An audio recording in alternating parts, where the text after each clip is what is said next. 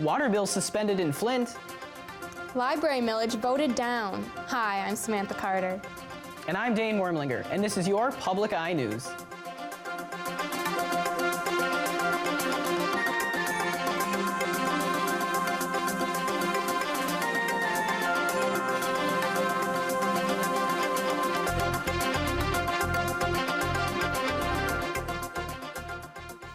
Tomorrow kicks off a 3-week-long fundraiser in Marquette for lymphoma. Close to 800 stores around the country will have a company goal to raise the money and awareness for the group of blood cancers. Manager at the Marquette Family Video Store, Ryan Leaf, said his goal is to raise $5,000 at his store. Their overall company goal is to raise over $1 million, as last year they raised $1.1 million. All of the money will go towards the 5th annual Rounded Up for Lymphoma campaign. The fundraiser will end on March 27th. And this winter has clearly been one of a kind compared to previous winters in the UP, so in order to conserve snow, Marquette Mountain will be cutting back their hours. Beginning next week, the mountain will be closed Monday, Tuesday, and Wednesday, which is a week earlier than normal. This year has been great for snowboarding and skiing, and the warmer temperatures has actually brought more customers in.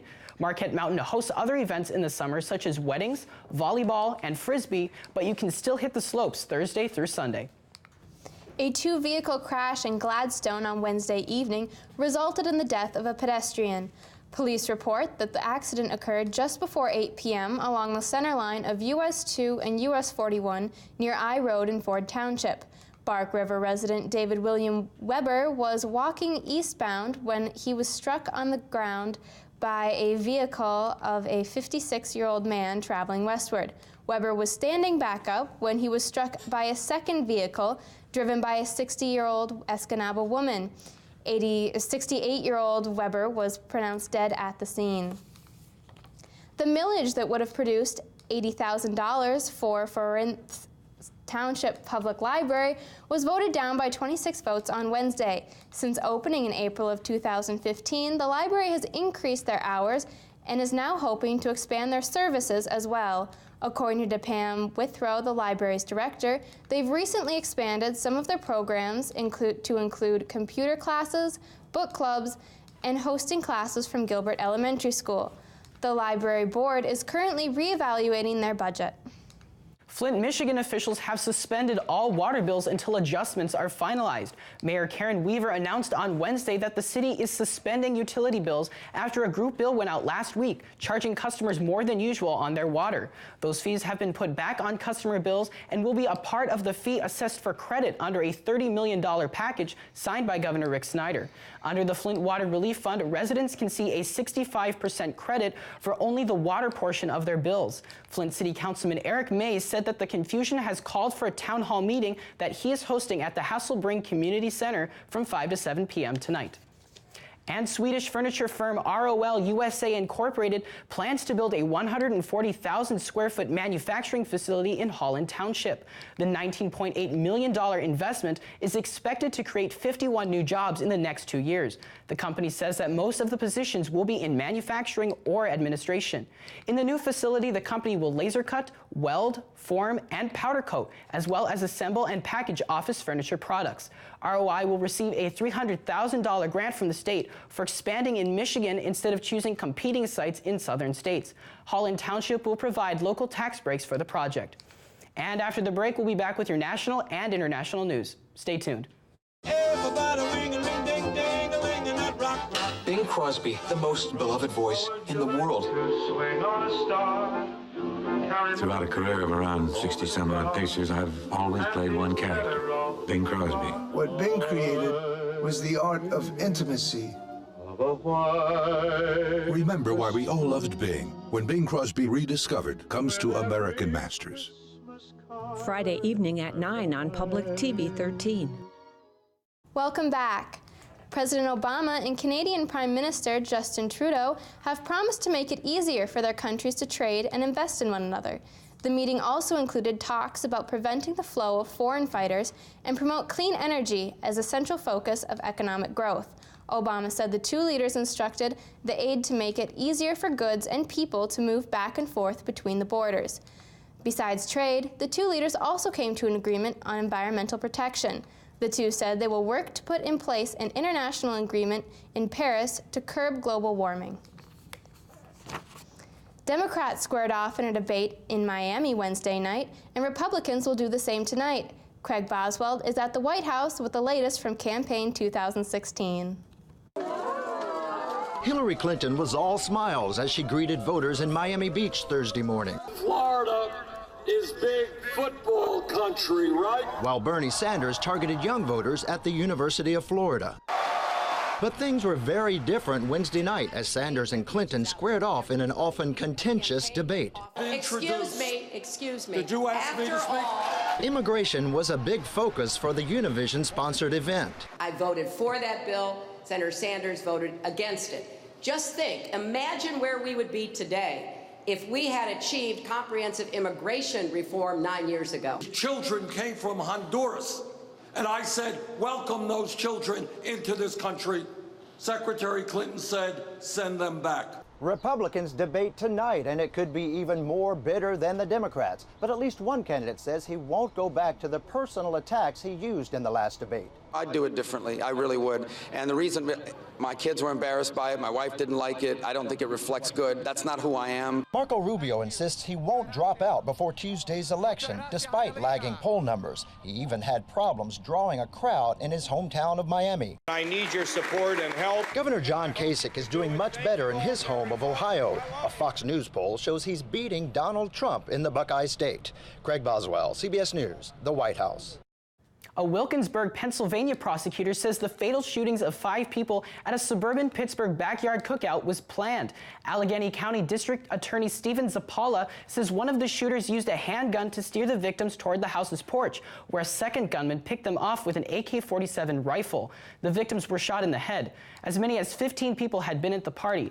Police are currently searching for at least 2 suspects, and the motive is unknown at this time. Severe storms have forced thousands of people from their homes in the south. At least 3 people have drowned. The weather system stretches from Texas to Tennessee.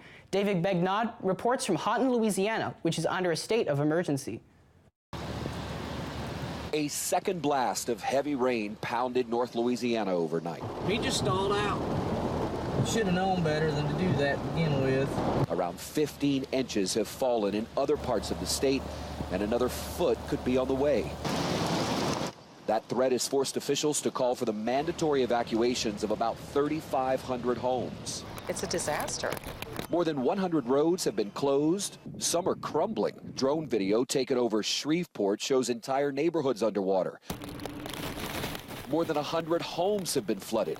Most of those are in the nearby community of Houghton in Bossier Parish, where the water has risen to rooftop levels. Has this ever happened here, sir? Not like this. Not this bad. No. Emergency crews continue to go door to door, urging people to get out of the high-risk areas. But they are finding themselves overwhelmed with calls for help. They're getting calls coming in from every direction. Everybody's trying to respond and do the very best they can. Some good news in some subdivisions, including the one where we are. The water is receding, but there are homes that are still flooded. 8 neighborhoods are under mandatory evacuation. The National Guard has been called in to help with rescues, and we're told the rain is expected to continue for the next 2 days. David Begnaud, CBS News, Houghton, Louisiana. The tension between North and South Korea continued to escalate today as North Korea responded to new sanctions. North Korea defiantly fired short-range ballistic missiles in the ocean to the east of their coast and threatened to liquidate South Korea's assets.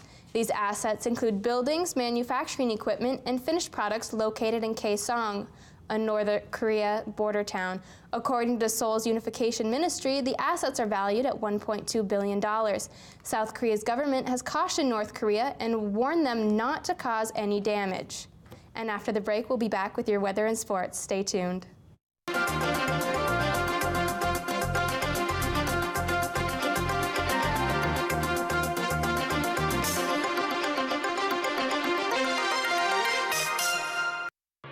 The Welk musical family tells Lawrence Welk's story, from the beginning to a national sensation in the 1950s through the mid-80s, and on public television for over 25 years.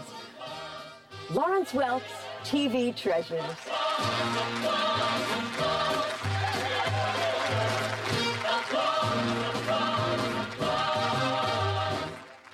Saturday at 9 on WNMU Public TV 13. Hello, welcome back to Public Eye News. I'm Eric Shapiro with a look at your weather. Although the skies seem gray out there, it doesn't mean the snow's not melting. Let's take a look at your weather ahead.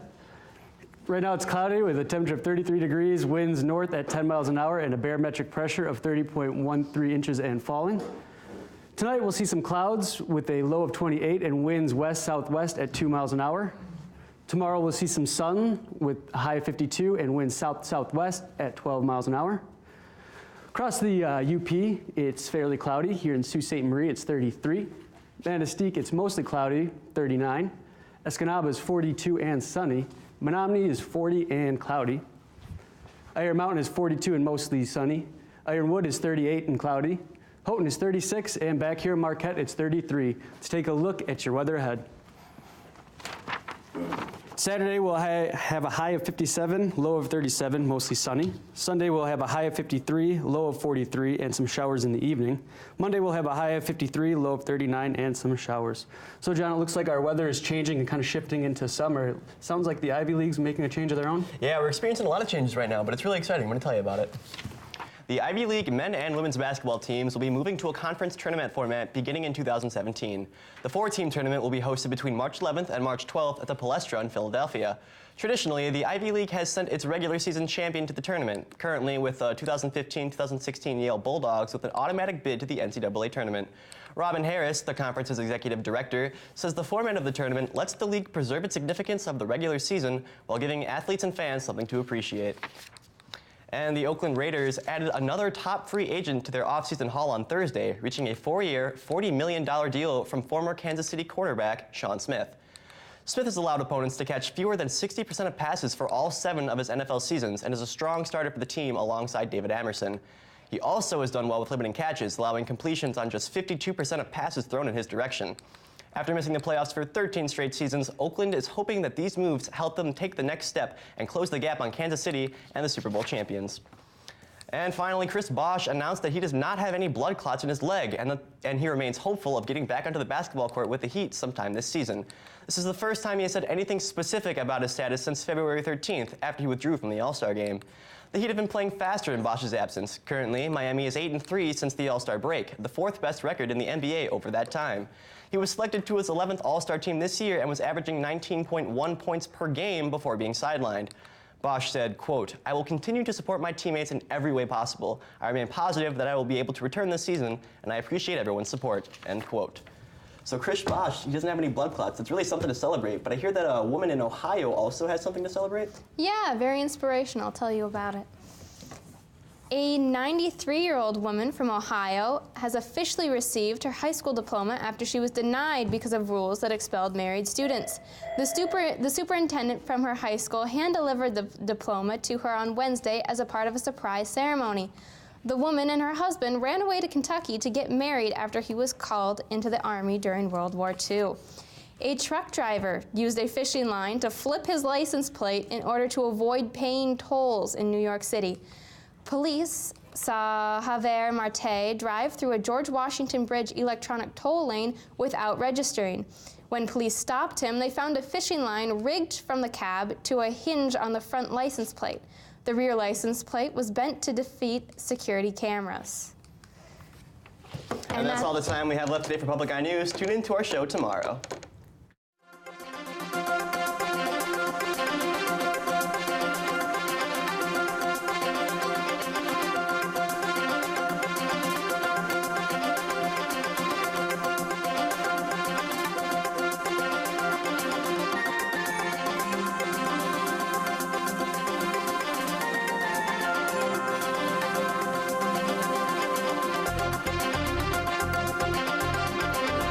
The preceding program was produced in studios located in the Edgar L. Hardin Learning Resources Center by WNMU-TV, Northern Michigan University Public Television.